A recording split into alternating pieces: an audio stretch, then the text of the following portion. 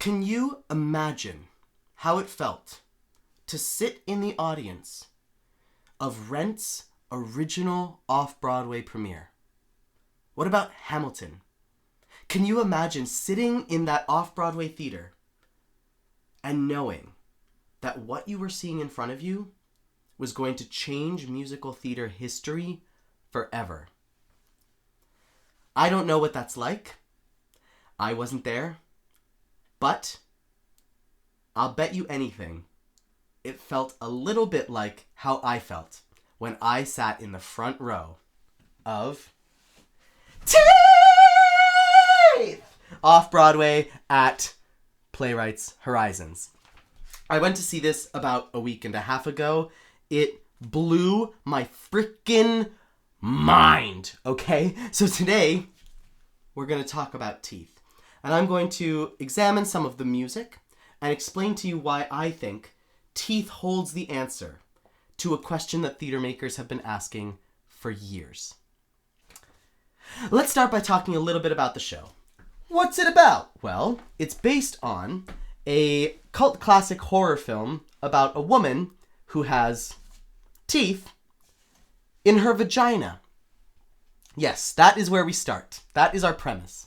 And it just gets crazier from there. So it is this really bold, definitely R-rated show with lots of dense, dark themes about gender dynamics and religion and sexual assault and all of these things that are quite serious. But it's all treated with campiness and a humor that I really appreciate. And it is a freaking spectacle, okay? There is so much theater magic happening on stage all the time.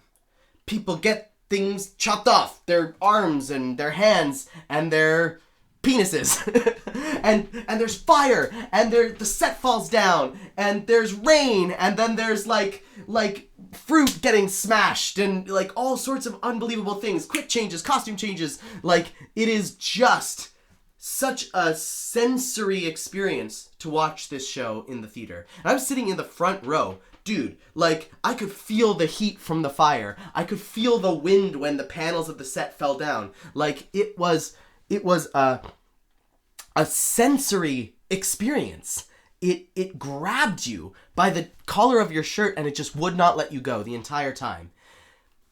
I'm not entirely surprised, by the way, that it is such a chaotic show to watch, because one of the writers is this fellow right here, Michael R. Jackson. Michael rose to prominence with his show A Strange Loop, which won him a Tony Award and a Pulitzer Prize. And I also got to see his off-Broadway show, White Girl in Danger, last year. And both Strange Loop and White Girl in Danger have one thing in common, which is that they are super chaotic. Not in a bad way, just over-the-top chaos. Lots of theater magic, flash, pizzazz, things are happening. It is surprising and shocking, both physically in terms of what is happening on stage, but also in terms of the subject matter. It is shocking and surprising at every second. Michael R. Jackson knows how to grab an audience and not let them go, and just overwhelm them and surprise them. Every time you think he can't possibly do anymore, he does. He goes further and further than you think is possible. And that kind of outside the box, incredibly creative thinking is what earned him that Tony Award and that Pulitzer Prize. This right here is Anna K. Jacobs, and she's actually a mentor of mine. She teaches at the Musical Creators Institute through the Dramatists Guild in New York, where I've been taking some classes. And working with Anna, I have grown to have this enormous respect for Anna's eye for clarity. Her ability to look at a story and pick out exactly the heart of it. She is so good at clarity in storytelling. She is so good at dramatic structure. And that kind of unparalleled skill in the craft and the details of musical theater writing, combined with Michael R. Jackson's outside-the-box creative thinking, is an amazing pairing. I think this is a match made in heaven. So let me tell you a little bit about the score. Obviously, the full score has not been published yet. I'm just going to give you a few little details of things that I remember. One song that I remember very well, and it's also been published on the YouTube channel of Teeth the Musical, or otherwise of like the Playbill YouTube channel or something. You can find the music video for this song. It's called Modest is Hottest. And this is a love song between Dawn and Toby, who are these two teenagers living in this like very, very sexually repressive Christian environment. And they sing, modest is hottest, modest is hottest, ba-da-na-na-na-na-na-na-na. I don't remember all the words. Modest is hottest, right under my nose, the way God intended. Modest is hottest, modest is hottest. So this is such fantastic writing in this style because it's so simple, right? Not that Anna K. Jacobs has a limited palette as a composer. She is brilliant and she can do so much with music. But the fact that she's choosing to only use the first 5 notes of the major scale here, right? It is so simple.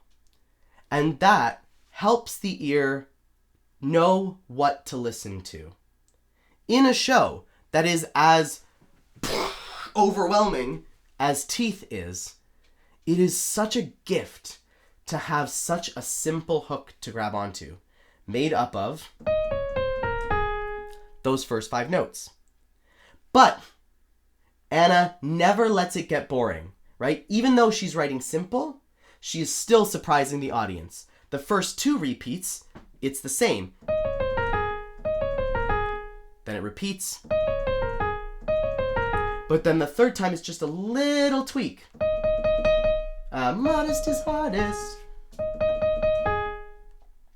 So the fact that third time there's just a slight tweak to the melody, instead of descending on that major scale, now it's just staying up on the top note before dropping.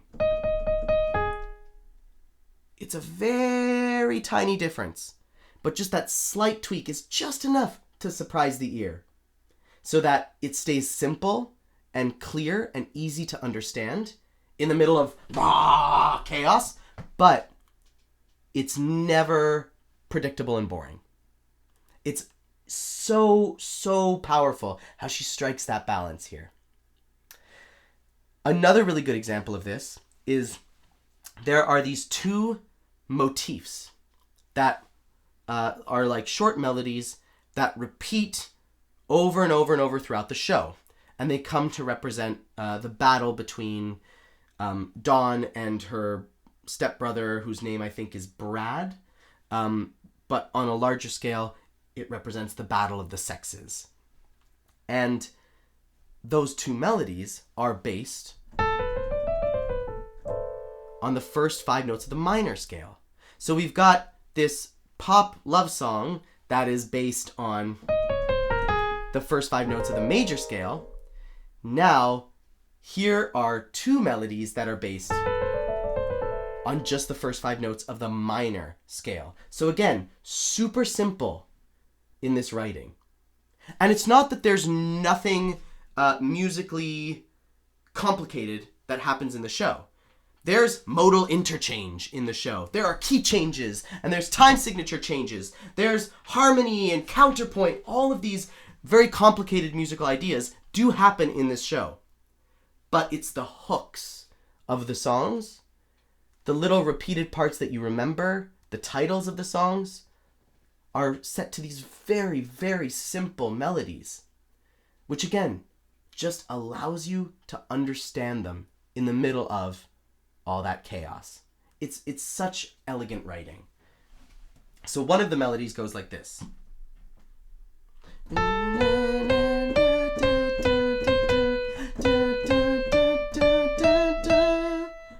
And the second melody goes like this.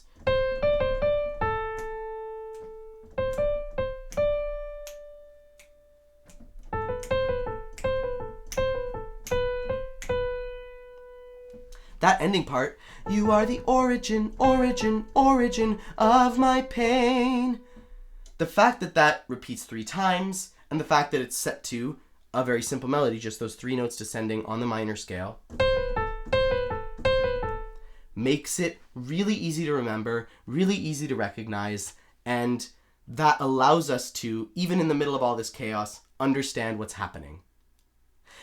And that is the point. That is what makes Teeth so amazing to me. Michael R. Jackson has already achieved great success with his extremely creative, genius mind. But A Strange Loop and White Girl in Danger are both a little bit too experimental for the average theater goer. Neither one of them was particularly financially successful. When you combine that creative, experimental, outside-the-box thinking with someone like Anna, who is so good at structure and clarity and details, you get something that is really sensory and chaotic and exciting and shocking and stimulating to watch, but also has at its core a really clear dramatic narrative. And that's the power of Teeth. There's this question that theater makers have been asking for the last couple years, which is, what is the role of theater in a society that has access to streaming? Because, think about it.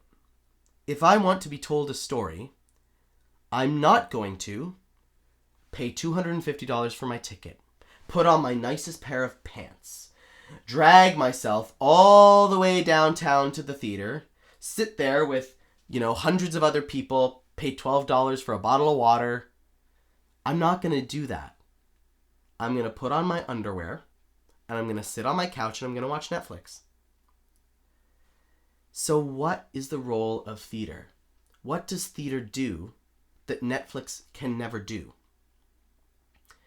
A Strange Loop and White Girl in Danger began to answer this question because they were so stimulating to the senses. They were so shocking, both in subject matter and in terms of theater magic. They were so surprising. You grabbed the person next to you and you went, "Oh my God, I can't believe this is happening on a stage in front of us." And you had that communal experience with everybody else who was sitting in the theater with you. That kind of sensory overload is something that Netflix can't provide in the same way that live theater can. When you take something like that, that is so full of stimulation and sensory eye candy, ear candy, and you put it on top of this really clear, elegant, dramatic narrative that is communicated clearly in these simple, beautiful hooks in every song, you get something that does both. It's super stimulating. You grab the person beside you, you scream, it's exciting, it's surprising, it's thrilling, but it also tells you a story that moves you, that you can follow and understand, and that has enormous relevances in today's society. So that's why I think Teeth is going to be very successful. And arguably more importantly, I think that Teeth is a great blueprint for musical theater writers writing theater today, because it answers that question. I hope you liked this video. I hope you found this interesting. If you want to learn more about how music works in musical theater, I'm teaching an entire course on music theory through the lens of Broadway. So we're going to talk about dynamics, tempo, major, minor, chords, key signatures, all of these terms. We're going to talk about what they mean, but not only what they mean, how they affect storytelling in musical theater specifically. I've never heard of a course like this. I'm really excited. I feel like it's very unique. I've been really enjoying developing it with David Benkoff, who runs the Broadway Maven. So check it out at thebroadwaymaven.com. Link is in the description. I will see you there, and I will see you in the next couple videos. Peace out, y'all.